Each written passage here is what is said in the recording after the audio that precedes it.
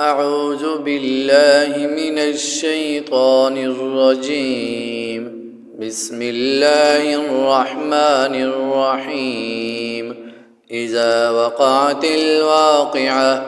ليس لوقعتها كاذبة خافضة رافعة إذا رجت الأرض رجا وبست الجبال بسا فكانت هباء منبثا وكنتم أزواجا ثلاثة فأصحاب الميمنة ما أصحاب الميمنة وأصحاب المشأمة ما أصحاب المشأمة والسابقون السابقون أولئك المقربون في جنات النعيم ثلة من الأولين وقليل من الآخرين على سرر موضونة متكئين عليها متقابلين يطوف عليهم ولدان مخلدون بأكواب وأباريق وكأس من معين لا يصدعون عنها ولا ينزفون وفاكهة مما يتخيرون ولحم طير مما يشتهون وحور عين كأمثال اللؤلؤ المكنون جزاء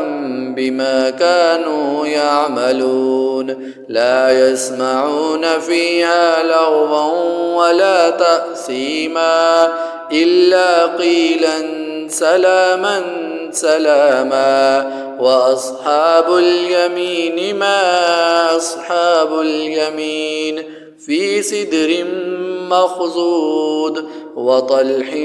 منضود وظل ممدود وماء مسكوب وفاكهة كثيرة لا مقطوعة ولا ممنوعة وفرش مرفوعة إنا أنشأناهن إنشاء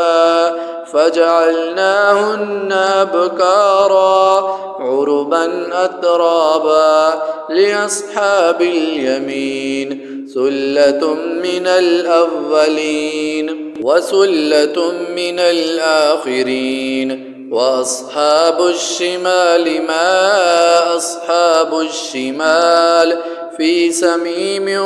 وحميم وظل من يحموم لا بارد ولا كريم إنهم كانوا قبل ذلك مترفين وكانوا يصرون على الحنث العظيم وكانوا يقولون أئذا متنا وكنا ترابا وعظاما أئنا لمبعوثون أو آباؤنا الأولون قل إن الأولين والآخرين لمجموعون إلى ميقات يوم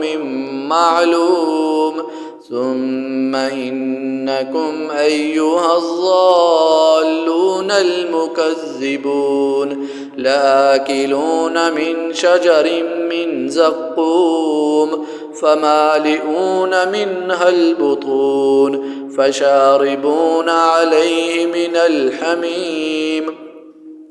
فشاربون شرب الهيم هذا نزلهم يوم الدين نحن خلقناكم فلولا تصدقون أفرأيتم ما تمنون أأنتم تخلقون ربك العظيم فلا أقسم بمواقع النجوم وإنه لقسم لو تعلمون عظيم إنه لقرآن كريم في كتاب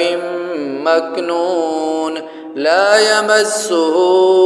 إلا المطهرون تنزيل من رب العالمين أفبهذا الحديث أنتم مدهنون وتجعلون رزقكم أنكم تكذبون فلولا إذا بلغت الحلقوم وأنتم حينئذ تنظرون ونحن أقرب إليه منكم ولكن لا تبصرون فلولا إن كنتم غير مدينين ترجعونها إن كنتم صادقين فأما إن كان من المقربين فروح وريحان وجنة نعيم وأما إن كان من أصحاب اليمين فسلام لك من أصحاب اليمين وأما إن كان من المكذبين الضالين فنزل من حميم وتصلية جحيم إن هذا لهو حق اليقين فسبح باسم ربك العظيم صدق الله العظيم.